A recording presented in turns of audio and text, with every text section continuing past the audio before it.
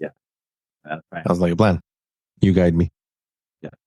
So if we're ready, then as I say, I'm getting used to this setup. I have some sound effects and stuff. So let's do this. Love it. Welcome to Momentum with David Bain. Okay, welcome everybody. And today we have Marcelo Russo, and he's going to correct me if I have the pronunciation incorrect. Okay, Perfectly. great. So I'm going to give a little background about Marcelo so that you guys know, and this is off my head. The big standout thing for me is that he's a salsa dancer that met his wife through salsa dancing. That's how the story goes online, at least.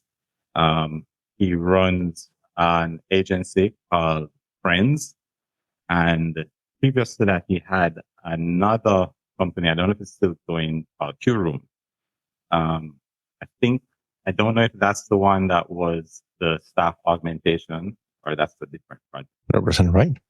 Okay, great. So that's a little background about Marcelo, and we're just going to go straight into this and ask you some questions about your origin. So to start, can you tell me about your background and what led you to start Friends? Yeah, for sure. Awesome. And first, thank you, David, for having me. So my story starts back in Argentina. I'm a CS grad. I come from technology, not particularly a creative background in that.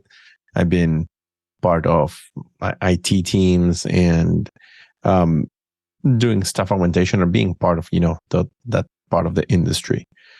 Moving to the US, I decided to look into how to start a company and how to have a side gig. And that's where I found out that the majority of the Americans had like their normal job and a side gig.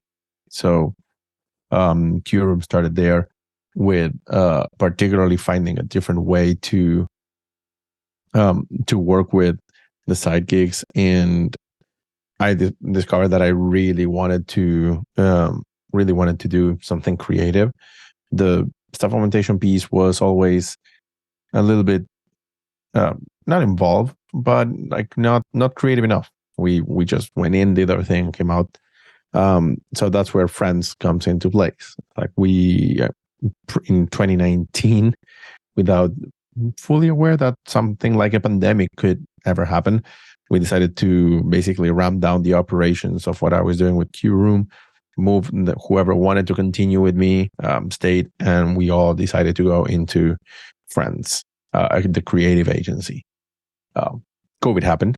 So after like a good chunk of months of panicking and seeing how we could make ends meet, we stabilized with the team, and we were able to now years passed. We had some great clients, like we're still working with the Future.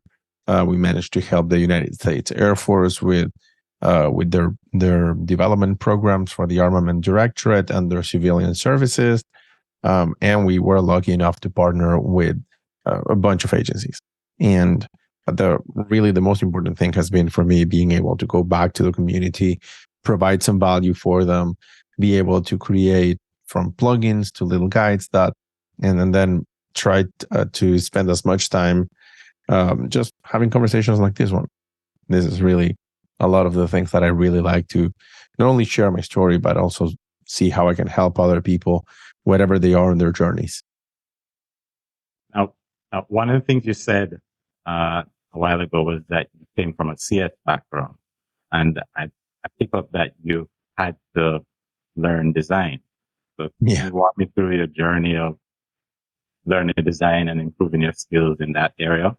Yeah, definitely. It was crazy on a labor of pure hustle, because I'm gonna say I had an acceptable design taste, but I think that everybody will say something like that. But I wanted to be able to lead a team and understand fundamentals. And lucky enough, when I started the business, I met Chris Doe on the Future. And Chris Doe is a super accomplished director of his own company. His agency at that time was called Blind, and they had a bunch of courses. So I grabbed my credit card and I bought basically all of them, and then spent for the next 4 months all of my nights, like I was sleeping about 2 hours a night, because I was like doing all of the courses and practicing, and then of course during the day running the business.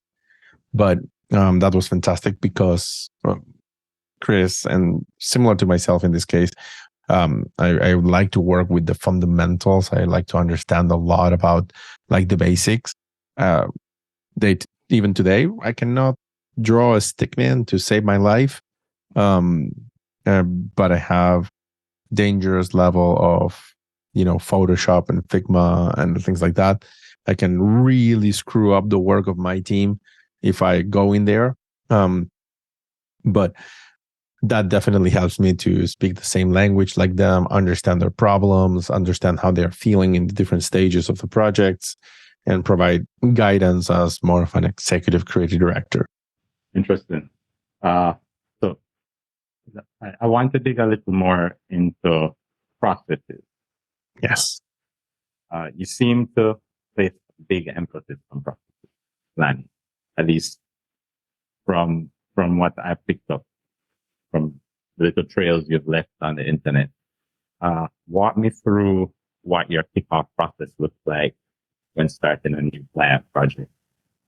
Well, as y'all would expect, right, that my first project or my first kickoff was an absolute mess. It was getting things through the door and that's it, and getting client. But as we progress and what is currently right now, we have from emails and onboarding to the client after the sale has closed, Loom videos that guide a client throughout the first steps with the company.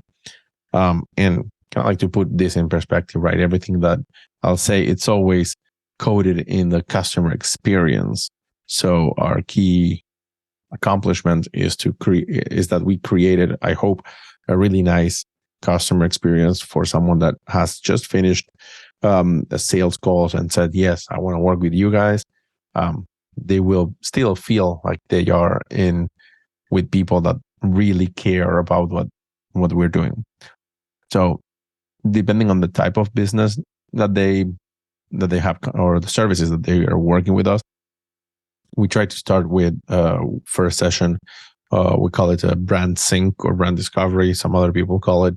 Not all the time we're doing rebranding. So this basically allows us to sit with the client stakeholders and understand what their current needs and clients and user journeys, what are they targeting, clarify objectives, and have an opportunity for the actual internal team to interact with the client and the sales team that completed the sales. Then from there, depending whether we are doing a rebranding, a design, or development, we'll move into each corresponding phase. Interesting. So you actually have your team interact during the discovery phase. Yes. It's kind of like a mandatory thing for everybody to get the same information and the same idea, even though that all of the calls that we have with clients are recorded, so we can just look back and understand if we missed a little element. Is like, well, how did we miss it? But normally it's better when people are live, saying like we are right now having a call. Right. They'll get much more of the information. They'll have the opportunity to spontaneously talk to the client, and that's also good for them. It's like good for the client to interact with the team, that then they create a report with each and every one of them. So it's easier when we have good times to get directly the praise, and when we need to correct something, they'll understand what's going on in the head of each one of the people that are working in the project. Right. And I guess it's a tighter loop as well, because you don't have to have this kind of lost in translation situation where it passed through 3 middlemen before they got the message. Yeah. Just in case, you cut out a little bit on the last piece of that. So if there was a question, I missed it. Oh, no, I was just commenting. I was just saying that it sounds like that makes a lot of sense, because it allows you to limit the kind of lost in translation situation where there are too many middlemen. Yes, 100%. And really for us, a lot of the more ears that we have on a call, um, not all of my team members speak fluent English, so it's possible that someone understands a thing and it's misinterpreted, whether it be via idiom or slang or something. So that definitely having a lot of, like, all of our team, like from creatives to developers in the call, allows us to better get a collective idea of what we're doing. Mm. Speaking of creative, uh, what's your ideation process like? What does that look like? We use an approach that I think I'm not the one naming this, but I fail to remember the name of the author, that it's called zoom in and zoom out. So the zoom in and zoom out it's not something new, right? But it's like, definitely you get a moment where you are looking at the project as a whole, and then you try to drive into a particular point, an idea or a concept, and then once you reach that, you move to the next step, where you need to again open it up and explore and let the creative juices flow, and then circle back into one and only point. So to give you an example, right, with the traditional design process would be, once we have our creative brief, we go wide. We try to explore the meaning for our clients in the different words that they used in the brief, the different spectrums that we have to play on. So we try to generate as many examples of each one of those elements. So that's our going broad. But then as soon as we land with that, the objective is not to create a lot of pieces, but to help the client gain clarity. So we'll zero in into what the client is liking. So we arrive at only one piece of or element of design that moves into the next phase. The next phase could be, let's say we're doing mood boarding. So we'll have 3 different types of mood boards. But once we are trying to move out of that, then you should be able to get it narrowed down and say, this is the mood board, the resulting mood board, out of which we will create components and create a style guide. Mm-hmm. It sounds a lot like the divergence and convergence. So the narrowing is when you converge, but you diverge to explore. Okay. Correct. Okay. So trying to keep this in sections. So the next section that I want to address is growth. So as an agency, how do you balance growth while maintaining quality and profitability? I mean, to be honest, there's never really truly balance with the work. We gotta right now, our current strategy is we have sales consistently keeping up and keeping our healthy pipeline, keeping everything in place, knowing that we are nurturing our leads and talking to people and engaging with the community.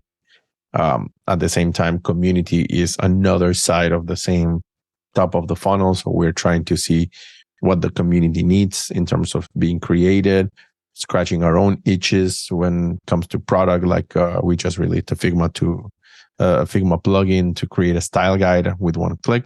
So it's like, okay, this is an itch that I was having when I was just trying to play around with our own processes. It's like that was a super pain for me to go one by one, not being a designer, to create a style guide out of something that didn't have it. So this really streamlined the process and helped the community. But then at the same time, we try to not over allocate our internal team. So partnerships are super important for us. We send work to our partner agencies if they need work that comes from us. We try to do some white label, but I would say it's 50-50. Depends on the client, on the type of client that we have. And then each one of the developers, each one of the people in the company has separate time inside what we estimate or allocate during the month to do personal development. So they have to be able to, explore what they like, learn more about what they like. So that's kind of like how we try to keep that flowing in a loop.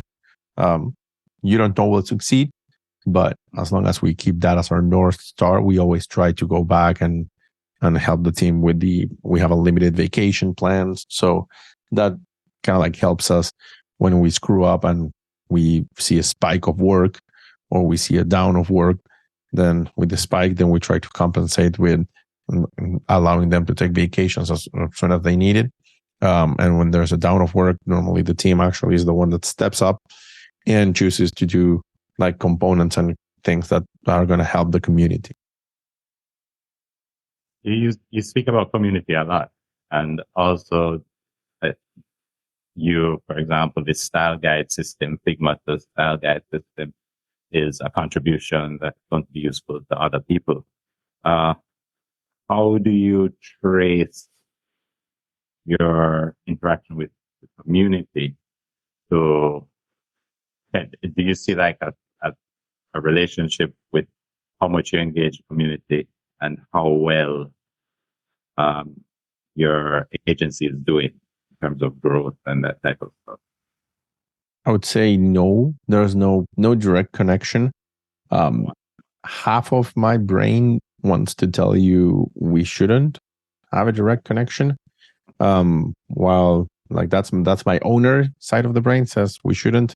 The CEO part of my brain says we should.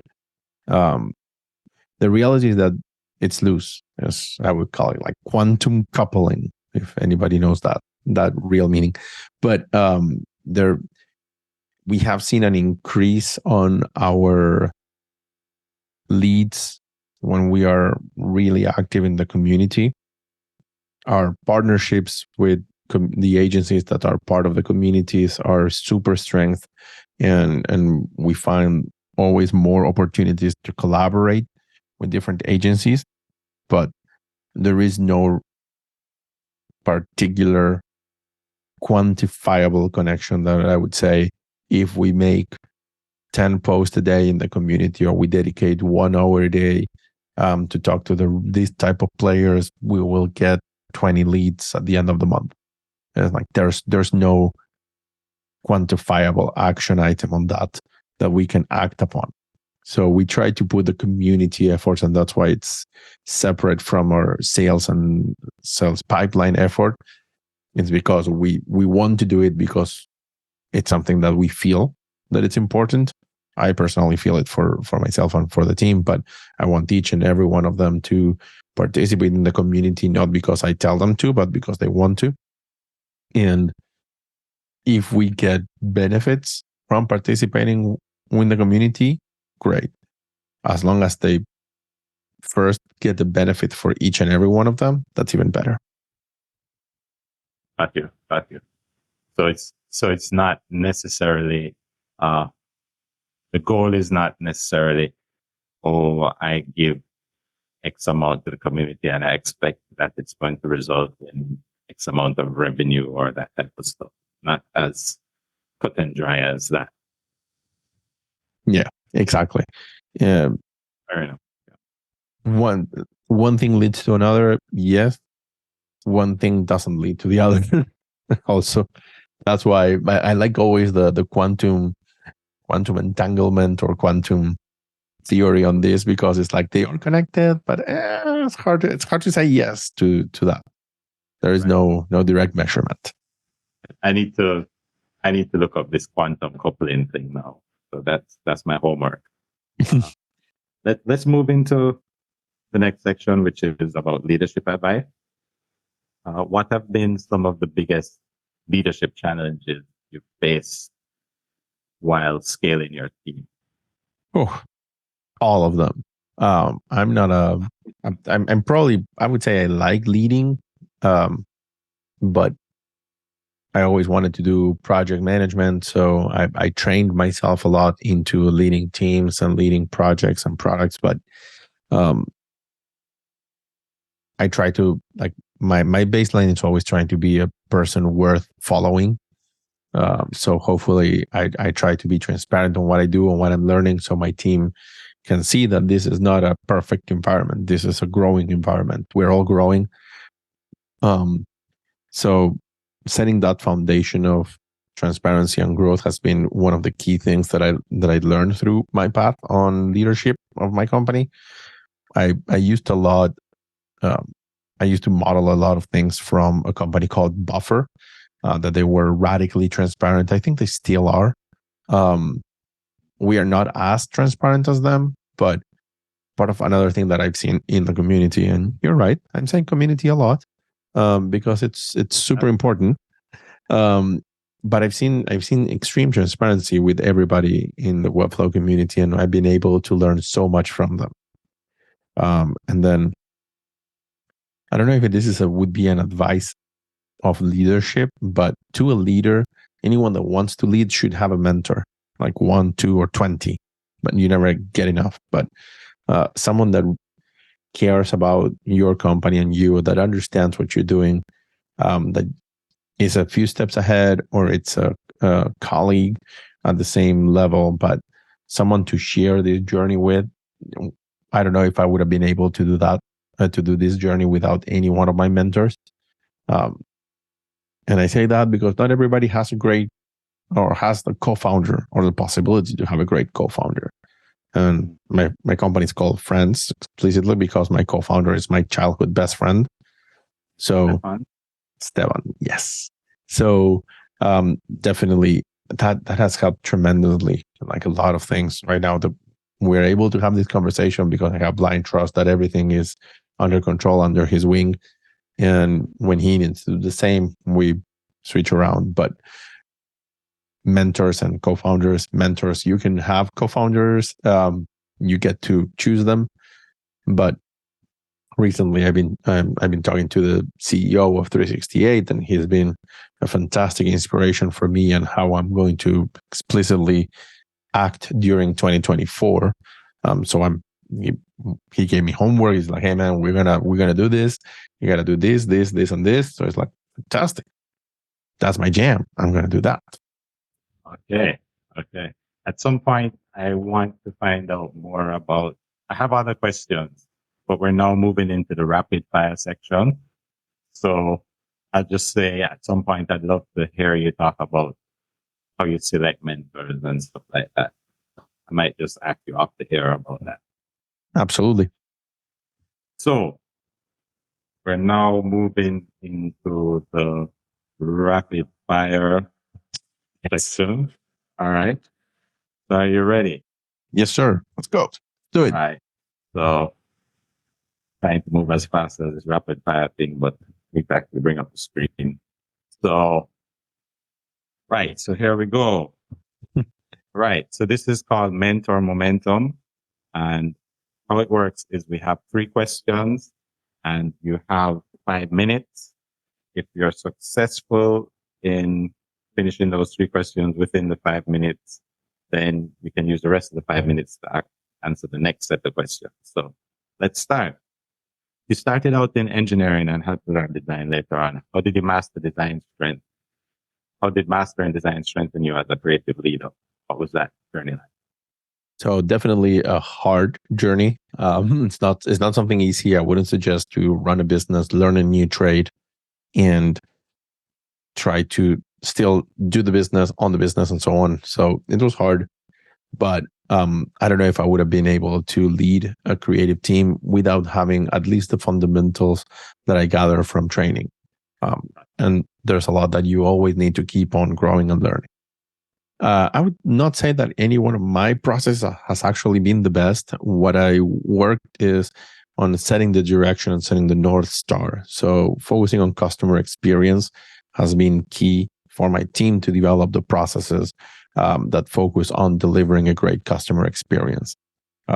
I would say that maybe a process is just zoom in and zoom out and tracking, tasks. As someone passionate about salsa dancing, how has dance influenced your approach to leadership or creative? That's a fantastic question. Salsa for me particularly is a dance that has to go with the flow of your own motions to make it nice to see. But at the same time, you need to receive the input from your music. So there's always like many variables coming into place, but your key, if you know your fundamentals on salsa and you can keep the flow of your body motions going, everything's going to be fine in the end.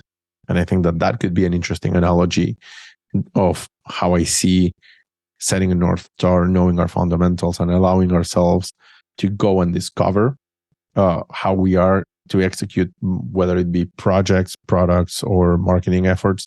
All of that needs to be adaptable to the music of the context and the environment. You have 2 minutes and 40 seconds. Very well done.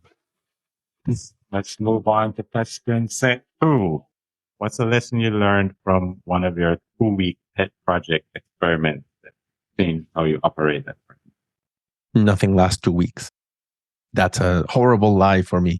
It has a 2-week initial effort, but always treat your 2-week pet projects as something that is just a time box. You need to launch it. But hey, maybe it hits some gold, you strike some gold, and then you need to pay more attention to that. So create as many as you want, but be careful when you launch them. You may get more, you might bite more than you can chew. Yeah, you advocate for mentorship in the agency. Who was an influential mentor for you early on, and what did you learn from them? So definitely early on, the only one that stands out is Chris Do from the Future / Blind at that time. He has a very similar approach to his own knowledge and his coaching. And I've been part of his pro members group for 4 years now, and it has been definitely single-handedly the best investment that I've done for the company. Hey, you have 1 minute and 14 seconds. You pivoted from staff augmentation to focus on beautiful products. How do you stay motivated through difficult transitions like that? The attachment is one of the things that I heard a lot when I was learning design. You create something and then it's not yours anymore. It's not a representation of you. It's a deliverable. So I focus on, I like delivering beautiful products, but this is more about business. So once the product is created, once the business is done, my job is not to do the beautiful products. My job is to inspire my team to do the beautiful product. I need to make sure that they have their salaries and I have my clients and that we are walking towards helping people. Okay. We have 30 seconds, so shall we try the last 3? All right. What's a key strategy you implemented that helped transform Fri3nds Agency quality? Transparency. Definitely transparency has been an overall strategy. Okay. We're out of time. According to this, we have like 3 seconds, but thank you very much, Marcelo, for your time. Maybe we'll talk again sometime. Thank you for being my first guest on this podcast. Absolutely. Happy to have this experience. And this was so fun. It was more fun that I would absolutely